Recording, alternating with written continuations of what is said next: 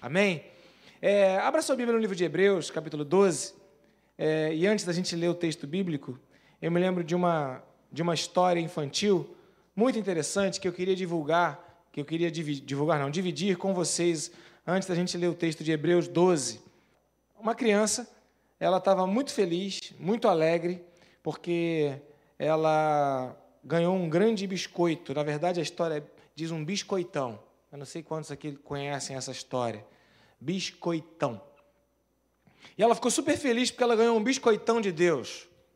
E essa criança, tanto faz ser um menino ou menina, é uma história, né?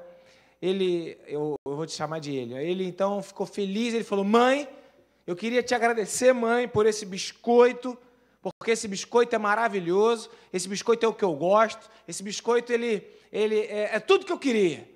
Aí a mãe vira para o filho e fala: meu filho, olha, você não deve agradecer a mim, porque, na verdade, esse biscoito foi feito lá na padaria. Aí a criança parou, pensou, comeu o biscoito, ficou feliz, e no dia seguinte, ele fala o seguinte: tive uma ideia, eu vou lá na padaria agradecer por causa desse biscoito. Ele foi lá na padaria, aí falou: seu padeiro, tudo bom?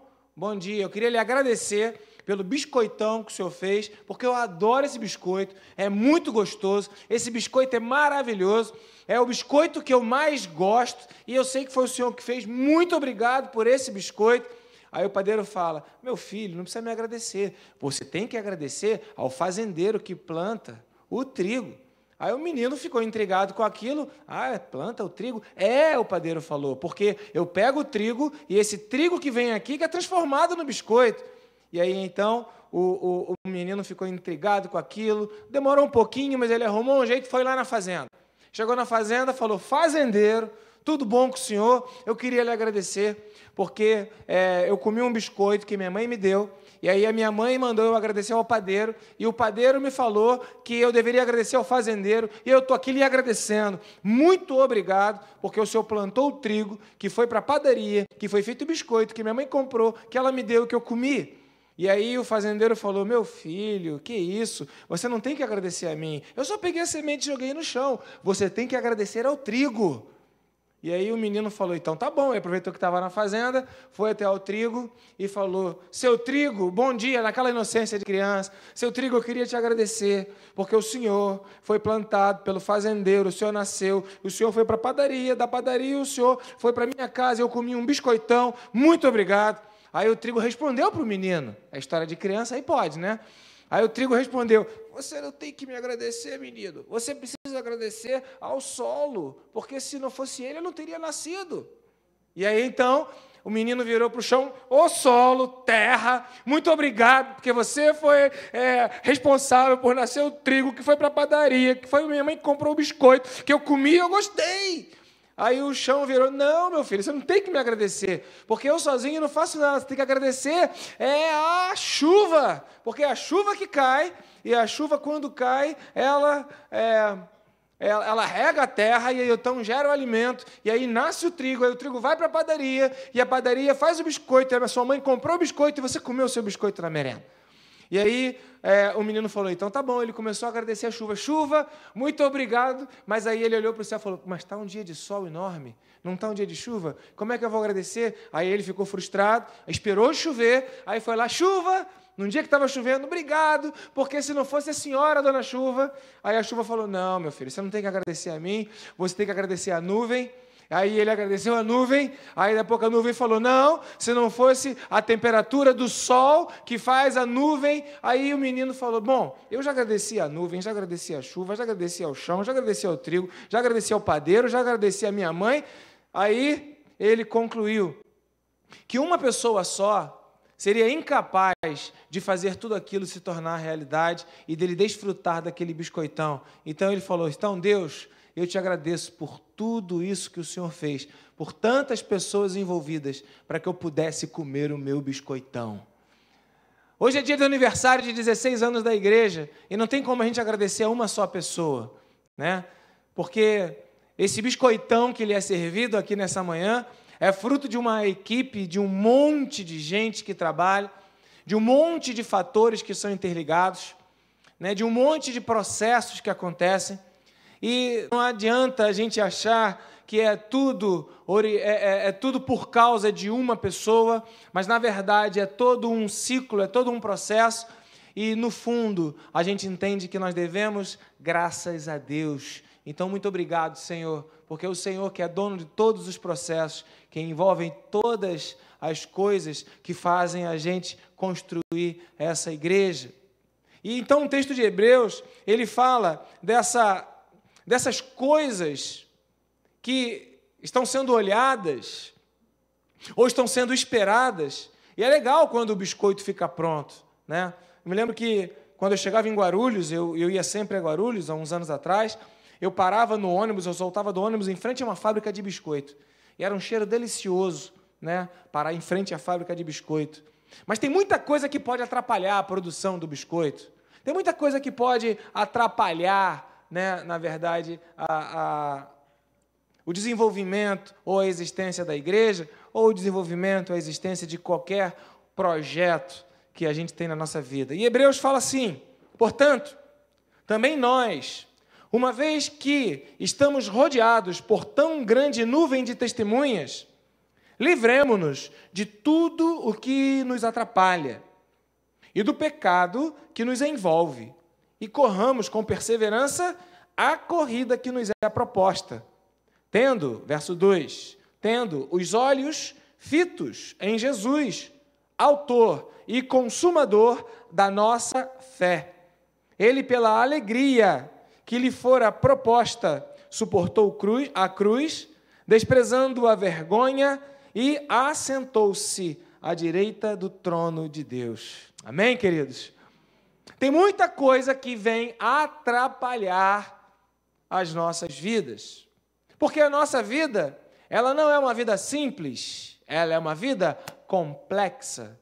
São muitos fatores que envolvem nossa vida, nossos sonhos, nossos projetos, ou a corrida que nos é proposta. E cada um corre uma corrida, cada um quer chegar em algum lugar, cada um tem um objetivo, cada um tem um sonho, cada um tem um plano, cada um tem um desejo guardado dentro do seu coração, cada um tem um interesse. E nós vivemos uma época onde os interesses eles são obscuros, interesses ocultos, interesses que ofendem, interesses que a gente sabe que não deveria ser alguma coisa daquele jeito, mas são interesses que acontecem. São muitos interesses. E a gente acaba desconfiando, e eu imagino como é difícil para alguém sentar num banco de uma igreja e ouvir um pastor, porque há um julgamento, qual o interesse desse pastor, onde esse pastor quer chegar, por que ele faz isso, por que ele faz aquilo, porque nós somos rodeados de um monte de gente que fica olhando quais são os interesses do nosso coração, o que a gente quer, onde a gente quer chegar. E o texto de Hebreus ele fala que, por causa desse povo, dessa gente que está olhando para você, que está querendo enxergar em você um bom interesse, livre-se de tudo aquilo que te atrapalha. Então, a minha palavra para a igreja nessa manhã é que tem coisas que são pecados. A gente negocia isso, porque o pecado a gente sabe que é errado. Porque o pecado a gente sabe que não presta, o pecado a gente sabe que desagrada a Deus, o pecado a gente sabe que não tem que entrar no nosso cotidiano, na nossa vida. Pecado só traz destruição. Pecado estraga projetos, pecado estraga sonhos, pecado ele acaba com nossos planejamentos, acaba com o nosso futuro. O pecado ele é ruim para a nossa vida. A Bíblia diz que o pecado gera a morte.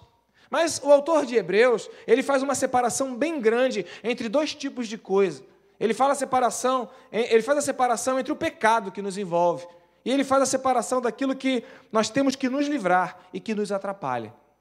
A Bíblia, então, ela vai continuando e fala, olha, Jesus desprezou a vergonha que lhe estava sendo dada naquela hora, ele desprezou aquilo, e ele venceu aquilo, e ele vence o pecado. Então, se você estiver em Jesus Cristo, você será um vencedor do pecado. À medida que você se aproxima de Deus, à medida que você busca a presença de Deus, o pecado não terá domínio sobre a sua vida.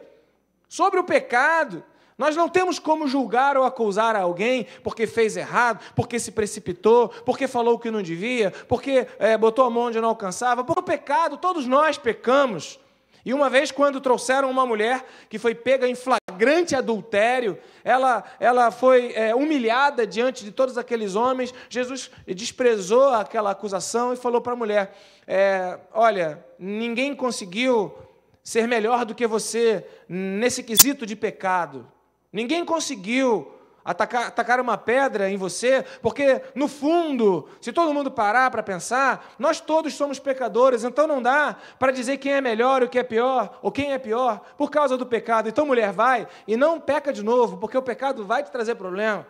Jesus desprezou o pecado daquela mulher e nos ensinou que o pecado é algo que é inerente à nossa carne, à nossa carnalidade. Mas nós não paramos no pecado, porque Jesus Cristo já venceu o pecado, derrotou o pecado na cruz do Calvário e nos livrou do pecado. Você pode dizer amém, querido? Então, em Cristo Jesus, através da nossa fé em Jesus, nós vencemos o pecado. Mas não é só Ele que nos atrapalha. Por isso o autor fala, livremo-nos de tudo que nos atrapalha, vírgula, e do pecado. Então o pecado atrapalha, mas tem alguma outra coisa que não é pecado e que atrapalha. Tem escolhas, tem coisas que eu faço, né, que atrapalham a nossa vida.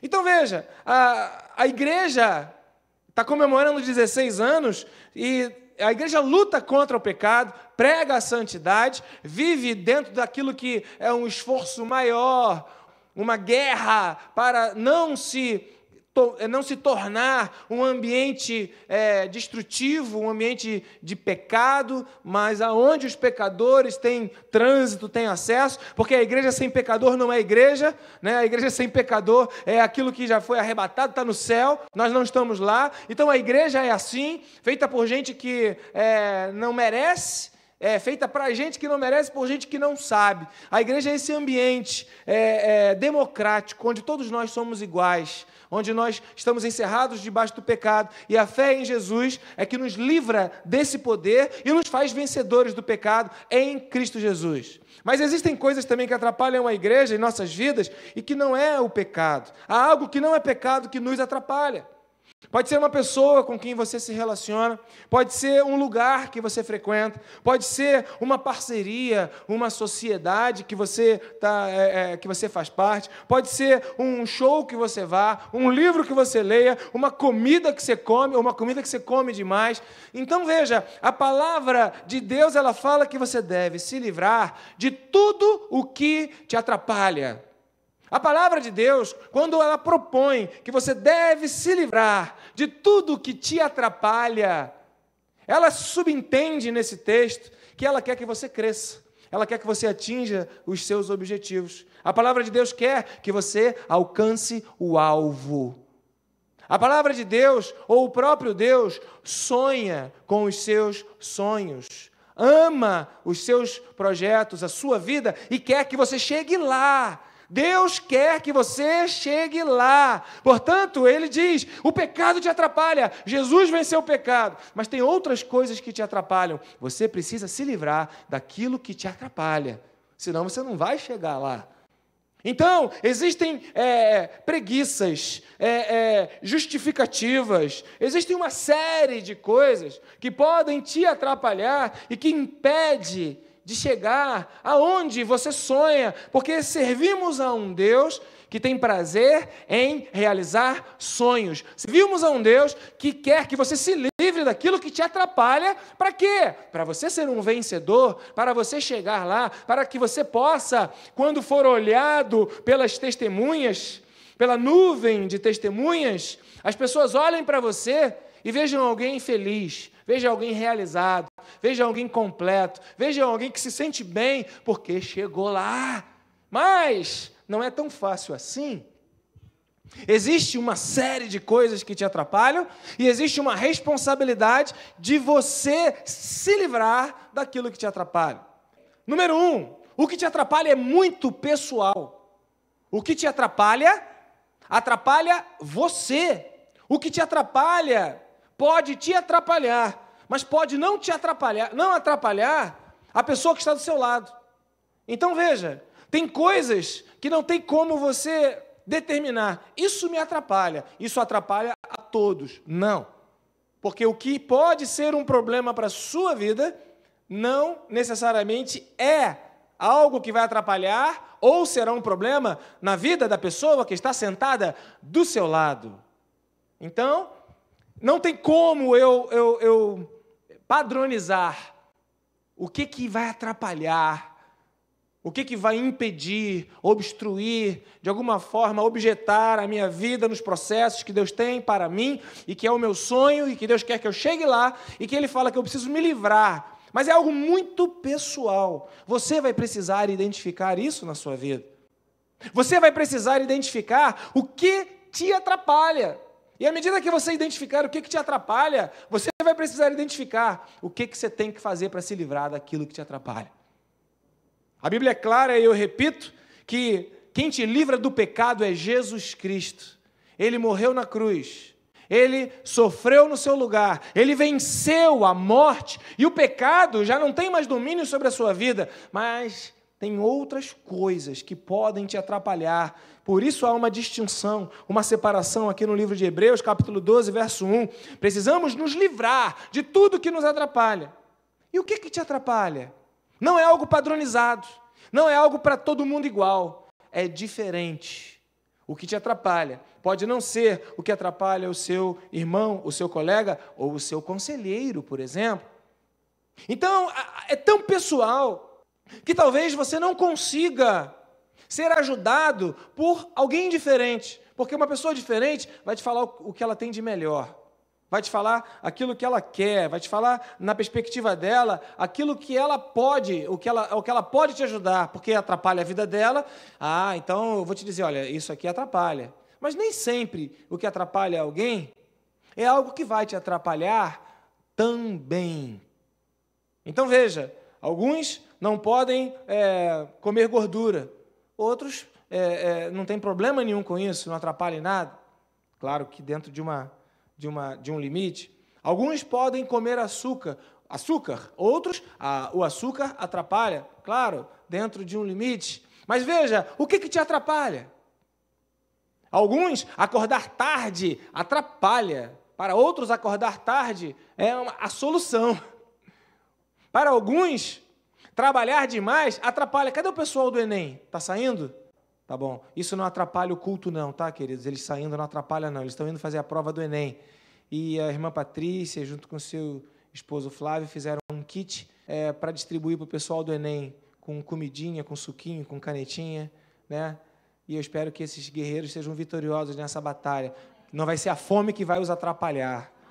Mas o que atrapalha? É muito pessoal. Porque você pode ser atrapalhado por alguma coisa que...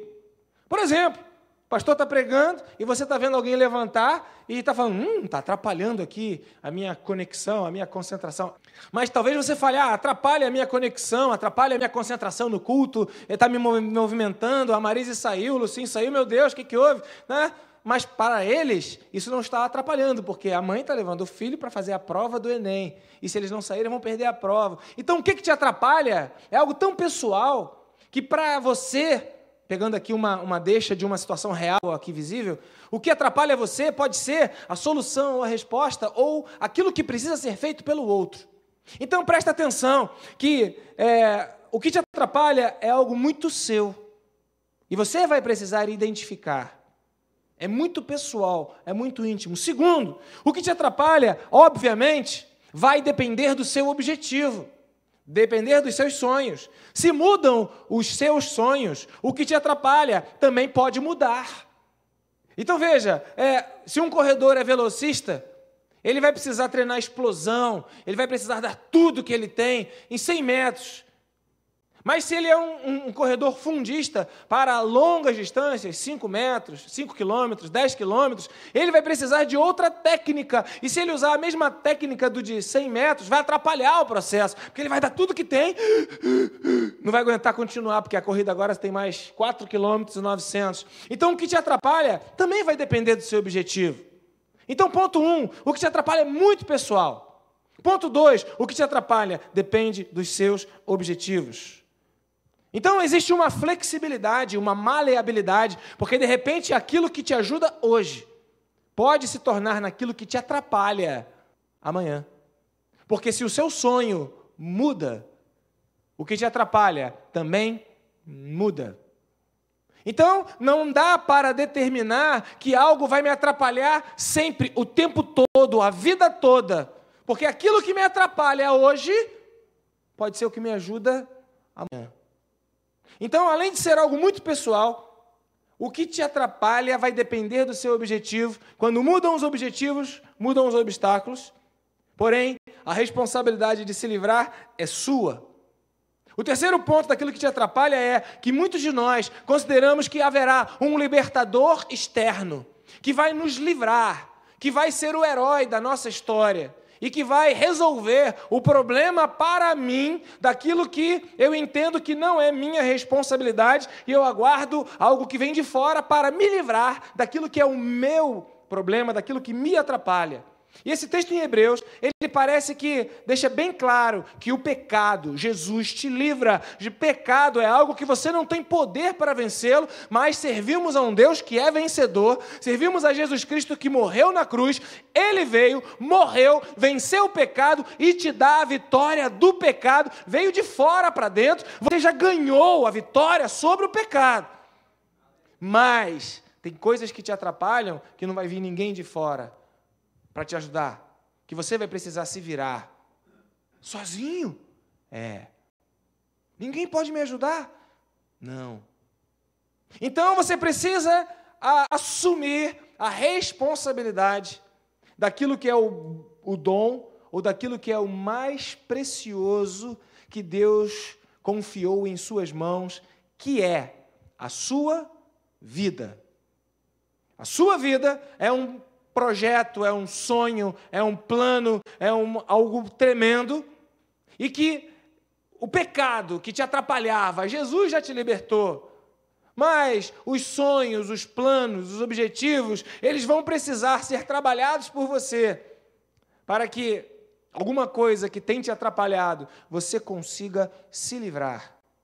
Então, a responsabilidade para desenvolver, para alcançar, para se livrar, é sua.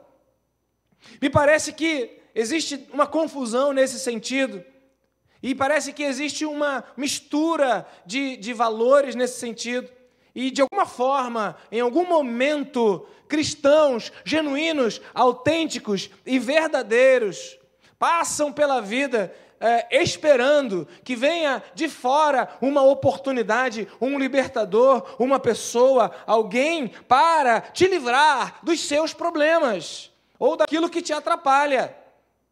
E me parece que esse texto, Hebreus 12:1, portanto, também nós é um motivo, uma vez que estamos rodeados por tão grande de nuvem de testemunhas, agora vem o objetivo: livremo-nos de tudo o que nos atrapalha e do pecado. São dois itens distintos que podem atrapalhar a minha corrida, que podem dificultar os meus projetos, que podem, de alguma maneira, destruir os sonhos, objetivos e planejamentos que Deus tem para a minha vida e que eu tenho para a minha vida.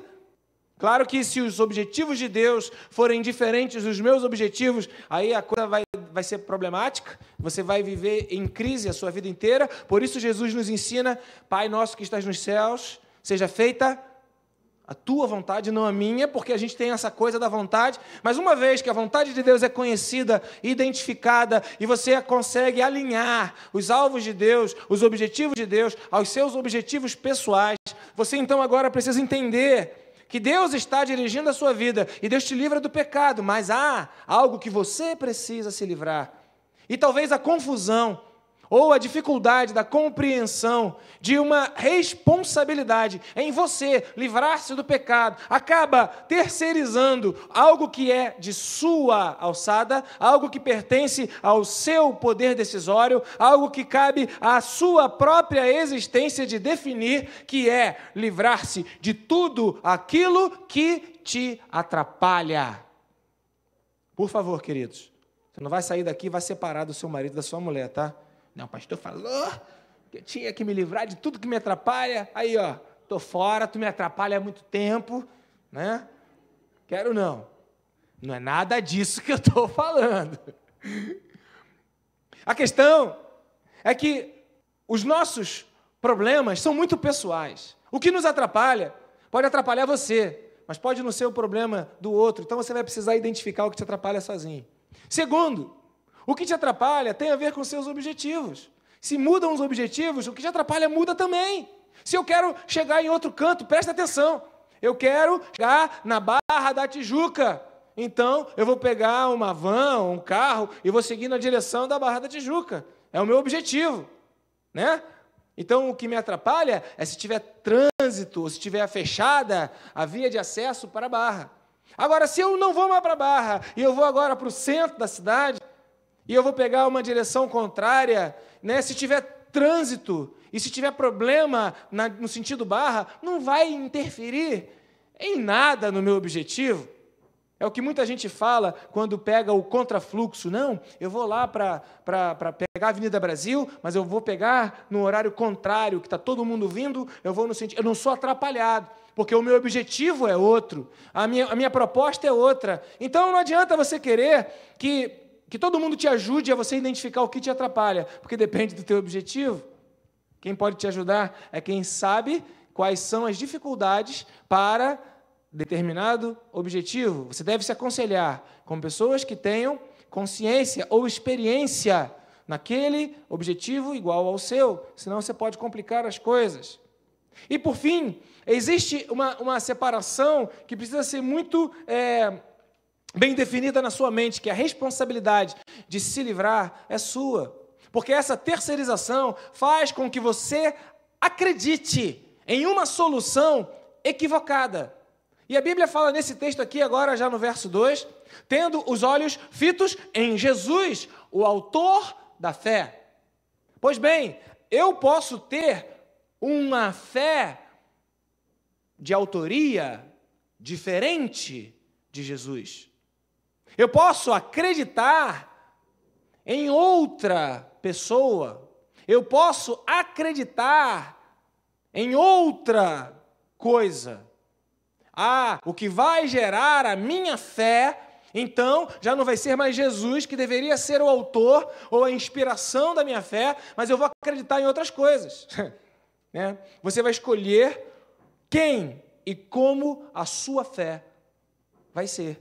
É você quem escolhe naquilo que você vai acreditar.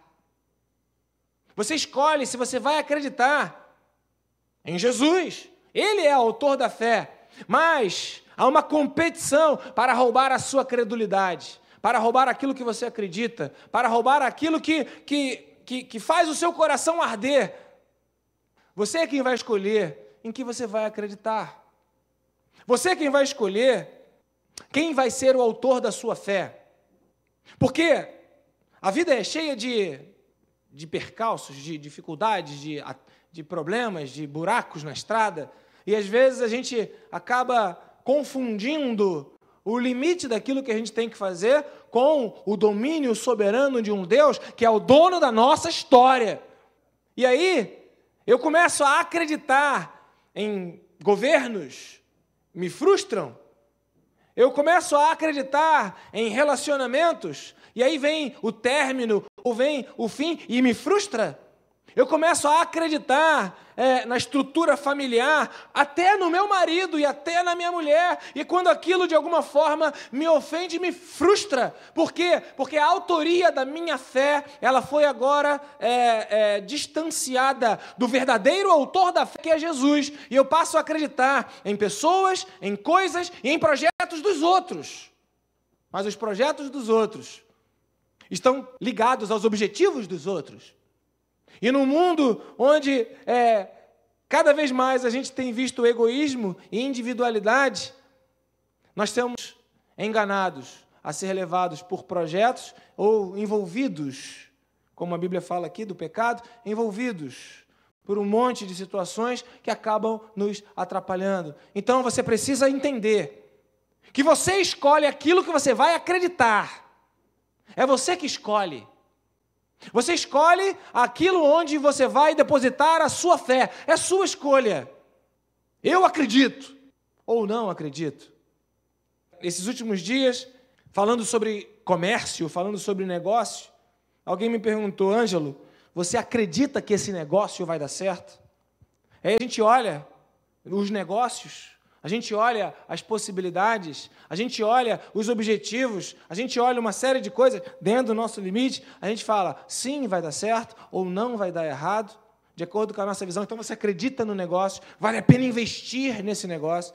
E aí você pega, então, dinheiro, economias, tempo, atenção e coloca tudo aquilo no seu negócio.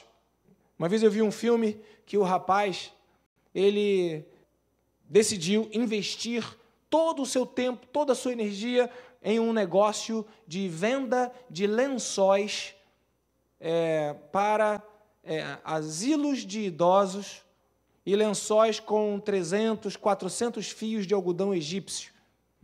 Ele pegou todo o seu dinheiro e comprou um estoque enorme de lençóis de 300 fios, feitos com algodão egípcio, para exclusivamente vender para asilos. E ele deu o seu máximo. É um filme interessante, porque ele acaba se tornando um traficante de armas. Foi mais fácil para ele. E depois ele pega aquele estoque e ele queima. E por que o negócio não deu certo? Porque ele acreditou em alguma coisa que não deveria ter acreditado. Saindo da vida de negócios, ou saindo da vida secular, traga isso para seus objetivos pessoais, ou traga isso para o propósito da palavra, que é o seu relacionamento com Deus, que é o seu envolvimento com a igreja. A igreja, você decide acreditar nela. E não é fácil acreditar na igreja, porque a própria igreja vai te dar motivos para você desacreditar na igreja. E dependendo dos seus objetivos, dos seus interesses, do seu alvo, que podem ser diferentes dos objetivos, dos alvos, do pastor, você começa a se distanciar dele. Não é isso que eu quero para a minha vida, não é isso que eu sonho para a minha vida, não é isso que eu estou afim.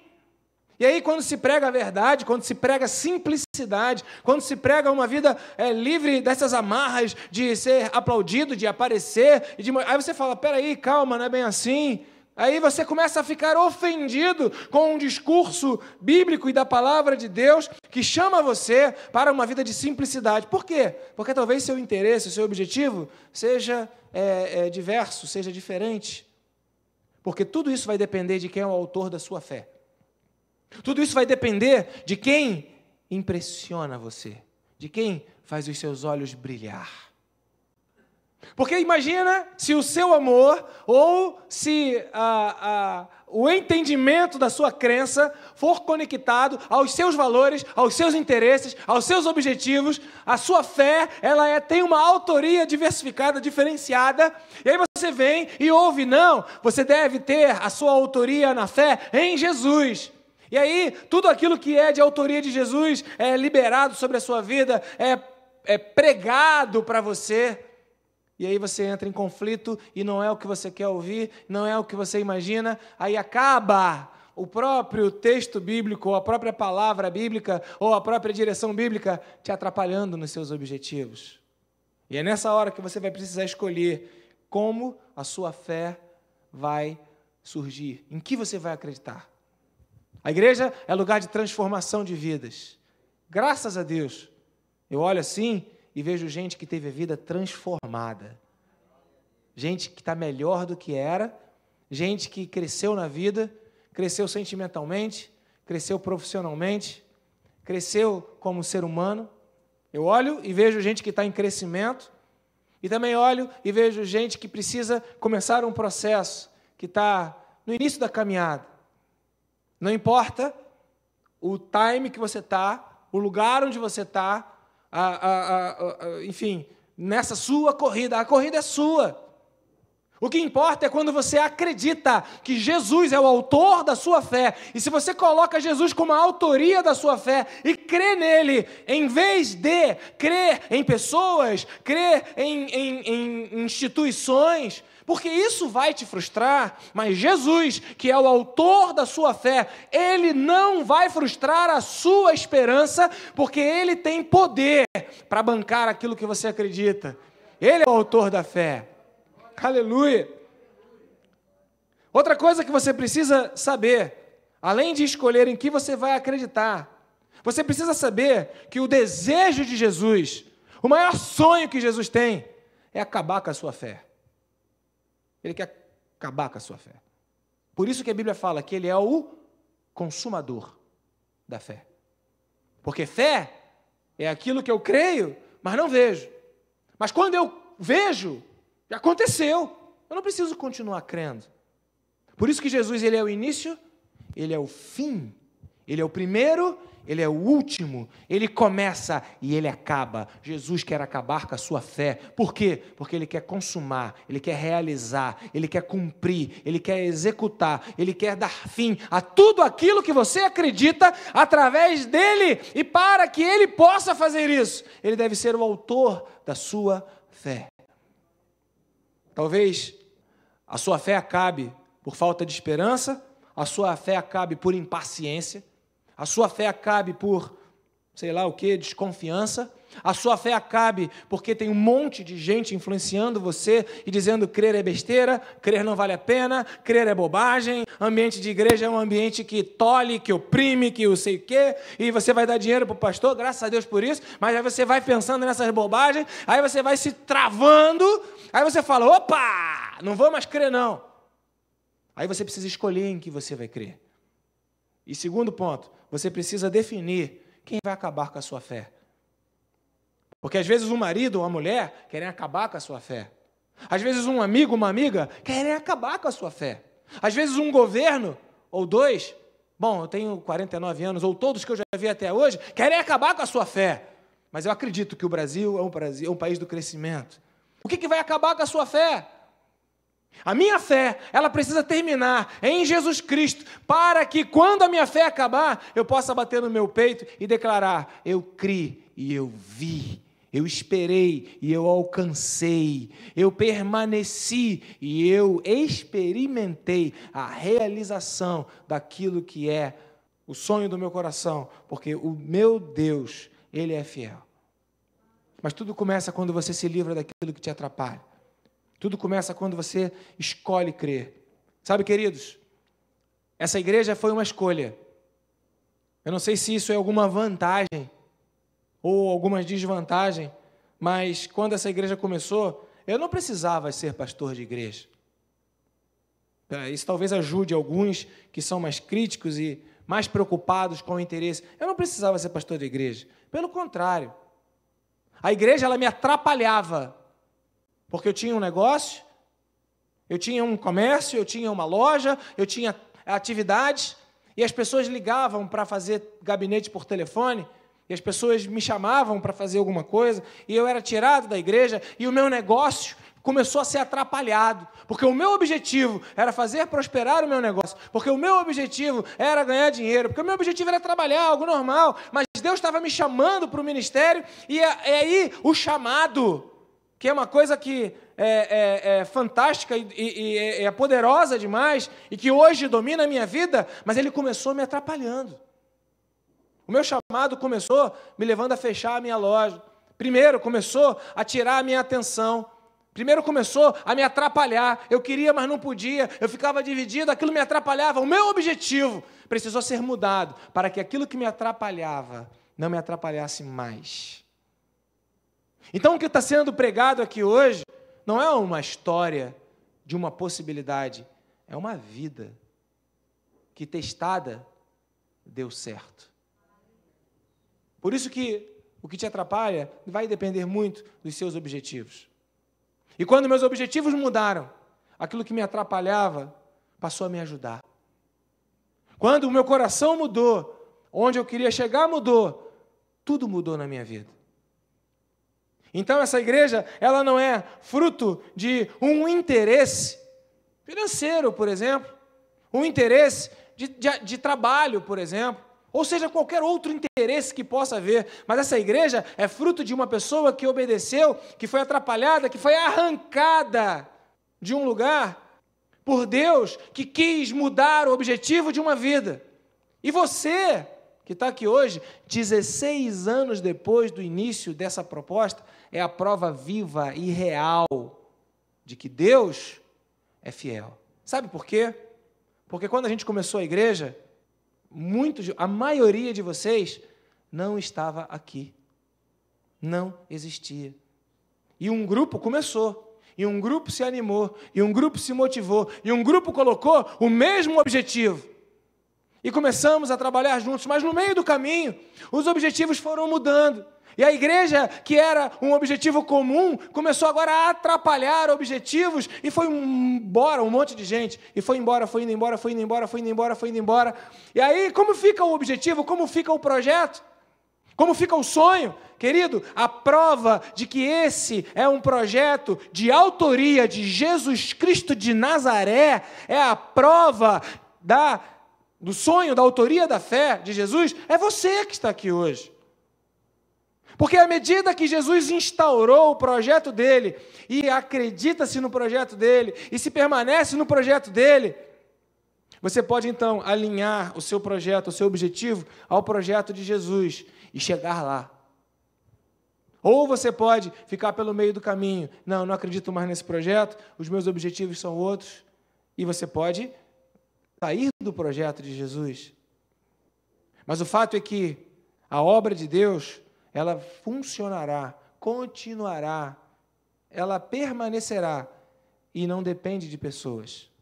A minha alegria e a minha segurança é saber que essa igreja não depende de mim.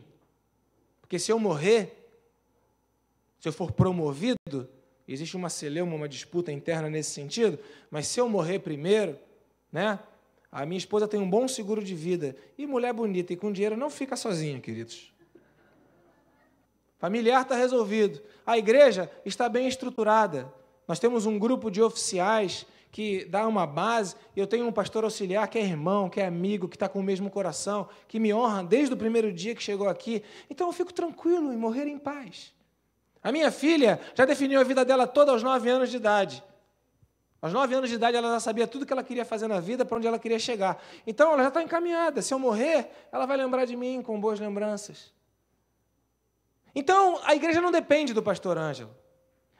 Se morrer e se acontecer alguma tragédia ou algum problema, a igreja para. Não, a igreja não depende de homem algum, porque Jesus é o autor desse projeto. E quando Jesus é o autor, ele é o início e ele é o fim. Então o que isso tem a ver com a sua vida? Isso tem a ver com a sua vida porque a sua vida pode dar certo e a sua vida vai dar certo. À medida que os projetos que você tiver sonhando sejam os projetos e sonhos de Deus para a sua vida. À medida que você entender que você será honrado quando você honrar ao Senhor. À medida que você compreender que se você alinhar a sua vontade, à vontade de Deus, o que você quer ao que Deus quer, é impossível dar errado, vai dar certo, já deu certo, mas vai ter coisa que vai atrapalhar, vai, mas você tem a autoridade para se livrar delas. E se você não conseguir se livrar, Jesus já te venceu, porque é pecado. Então Jesus vai livrar você. Ele vai te dar a vitória de todas as coisas.